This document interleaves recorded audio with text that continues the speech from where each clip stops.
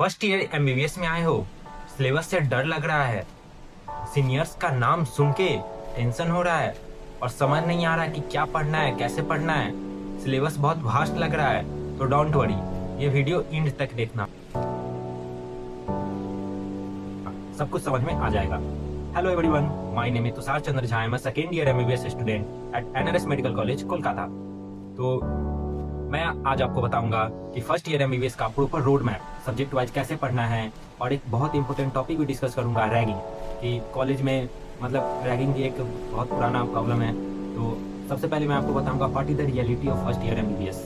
हम लोग जब स्कूल में होते हैं तो हमारे टीचर हमको स्कूल फीडिंग कराते हैं, यानी कि डेली टेस्ट देना, कई बार उसी टॉपिक से पूछना या क्लास में खड़ा करा के पूछना, ऐसा कुछ। लेकिन जब हम लोग एमबीबीएस में आते हैं तो ऐसा कुछ नहीं होता, ये स्कूल से एकदम अलग सिस्टम होता है।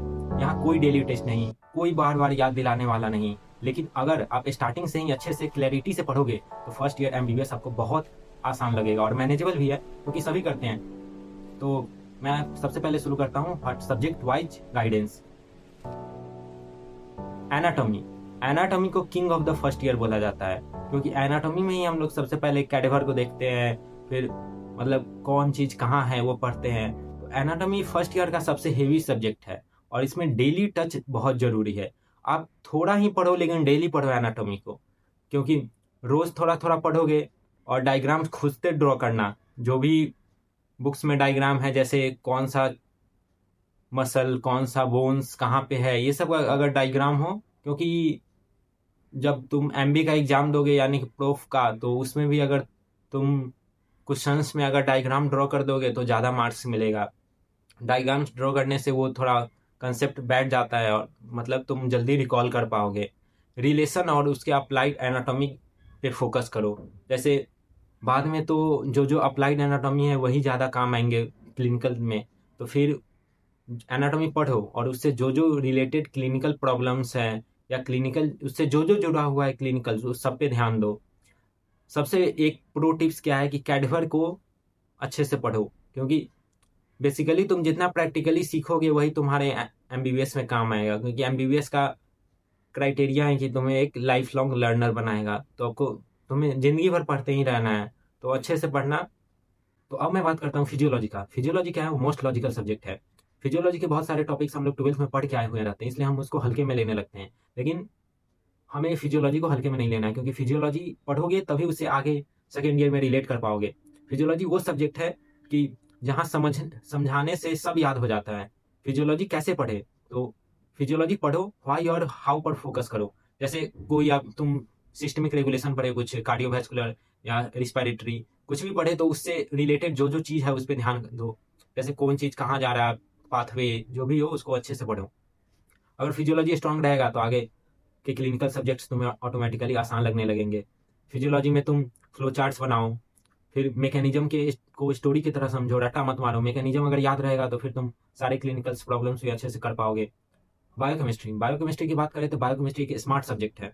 बायोकेमिस्ट्री को देख के सब घबराने लगते हैं, क्योंकि उसमें बहुत सारे पाथवे होते हैं, कौन चीज़ से क्या बन रहा है। पर बायोकेमिस्ट्री है तो वही, तो पूरी बायोकेमिस्ट्री याद करने की जरूरत ही नहीं है। जो उसमें इंपॉर्टेंट है, क्लिनिकल से रिलेटेड है, वो सब याद करो। इंपॉर्टेंट साइकिल्स जो है, जैसे कि क्रेब साइकिल हो गया, और भी बहुत सारे जो साइकिल्स है उनको याद कर रखो। पाथवे को लॉजिक से समझो, उस मतलब कोई चीज़ से अगर कुछ बन रहा है तो कैसे बन रहा है उसको लॉजिकली समझो। क्लिनिकल क्वेश्चंस पे ज़्यादा फोकस करो। तीनों सब्जेक्ट में वही है, क्लिनिकल्स पे ज़्यादा फोकस करो, कि क्योंकि क्लिनिकल्स ही आगे आगे काम आएगा। रट्टा मारने की कोशिश मत करो, हर चीज़ को समझो। ज़्यादा समझोगे तभी ज़्यादा देर तक याद रह पाएगा। बुक्स और रिसोर्स की बात करें कि फर्स्ट ईयर में हम लोग आते हैं तो मतलब बहुत सारे अलग अलग बुक्स या वैरायटी को लेने लगते हैं। किसी भी एक बुक को लो और उसको अच्छे से पढ़ो, पूरा पढ़ो।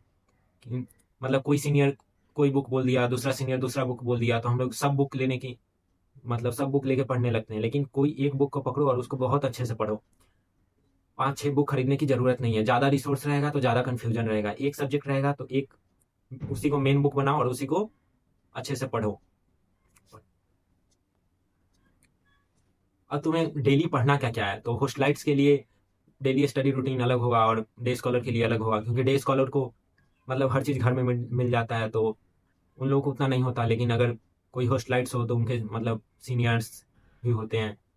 तो सबसे एक आइडियल रूटीन क्या होना चाहिए कि लेक्चर अटेंड करो, लेक्चर में समझ में आ रहा है तो डेली अटेंड करो, अगर नहीं समझ में आ रहा है तो उसको स्किप भी कर सकते हो, क्योंकि अभी बहुत सारे बच्चे ऑनलाइन भी पढ़ने लगे हैं तो ऑनलाइन भी समझ में आ जाता है। लेकिन अगर तुम्हें लेक्चर समझ में आ रहा है तो तुम लेक्चर अटेंड करो, क्योंकि जो तुम मतलब सामने बैठ के सीखोगे वो लेक्चर पे नहीं सीख पाओगे, वो ऐसा फील नहीं आएगा। और प्रैक्टिकल्स तो डेली अटेंड करो, जितने भी एनाटॉमी के प्रैक्टिकल हो, बायोकेमिस्ट्री के हो, फिजियोलॉजी के हो, सारे प्रैक्टिकल्स अटेंड करो। लेक्चर क्लास कभी कभी स्किप कर सकते हो, लेकिन प्रैक्टिकल्स डेली करो। जिस दिन पढ़ो उसी दिन उसका रिवीजन कर लो, शॉर्ट रिवीजन। जैसे आज तुमने अपर लिम्ब पढ़ा, मतलब अपर लिम्ब का कोई भी एक टॉपिक पढ़ा, तो उस टॉपिक को मतलब सोने से पहले एक बार रिवीजन कर लो। डेली बना लो कि जब तक जो पढ़े हैं रिवीजन नहीं करेंगे तब तक सोएंगे नहीं। और हर एक वीकेंड पे एक फुल रिवीजन कर लो। जैसे एक वीक में तुमने जितना पढ़ा, फिर उसका रिवीजन तुम मतलब संडे को कर लिए, या किसी भी एक वीक में दिन कर लिए। और एनाटॉमी को डेली पढ़ो, डेली पढ़ो, डेली थोड़ा ना थोड़ा पढ़ते रहो। 10 घंटे पढ़ाई ज़्यादा इंपॉर्टेंट नहीं है, पर रोज पढ़ना ज़्यादा इंपॉर्टेंट है। तो वही डेली पढ़ते रहो। अब हम लोग मोस्ट इंपॉर्टेंट टॉपिक पे आते हैं, रैगिंग। तो ये एक मतलब परंपरा टाइप से चलता आ रहा है कि मतलब रैगिंग करना, रैगिंग के नाम पे इंटरेक्शन। पर अगर एक तरीके से देखें तो इंटरेक्शन होना भी ज़रूरी है, क्योंकि जब तक तुम इंटरेक्ट नहीं करोगे सीनियर्स से, क्योंकि सारे सीनियर्स वैसे ही नहीं होते हैं, बहुत सारे सीनियर्स तुम्हें हेल्पफुल मिलेंगे।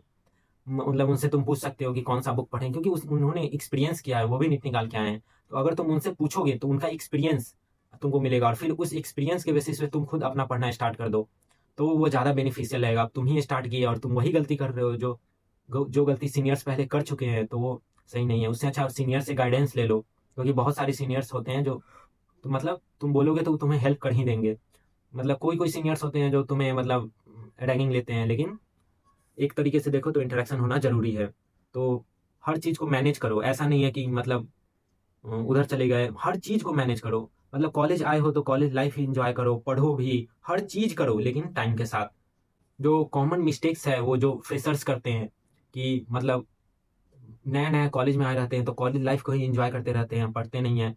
तो क्या करना है तुम्हें, कॉलेज लाइफ तो एंजॉय करना ही है, लेकिन साथ साथ डेली पढ़ो। मतलब ऐसा नहीं है कि मतलब पढ़ें ही नहीं। अपनी मेंटल हेल्थ का भी ध्यान रखो, क्योंकि यहाँ सिलेबस बहुत वास्ट हो जाता है। मेंटल हेल्थ सही रहेगा तभी तुम अच्छे से पढ़ पाओगे। और अपना सेल्फ केयर करो, ये क्योंकि ये तुम्हारा घर नहीं होगा, यहाँ तुम हॉस्टल में होगे, तो अपना केयर खुद करना होगा। अपने दोस्तों से भी हेल्प ले सकते हो, क्योंकि हेल्पलेस लेना कोई वीकनेस नहीं है। तुम मतलब कोई तुम्हें समझ में नहीं आ रहा और किसी का वो स्ट्रॉन्ग टॉपिक हो तो उससे तुम पढ़ लो। मतलब जितना तुम आपस में ग्रुप स्टडी करोगे उतना तुम्हें समझ में आएगा।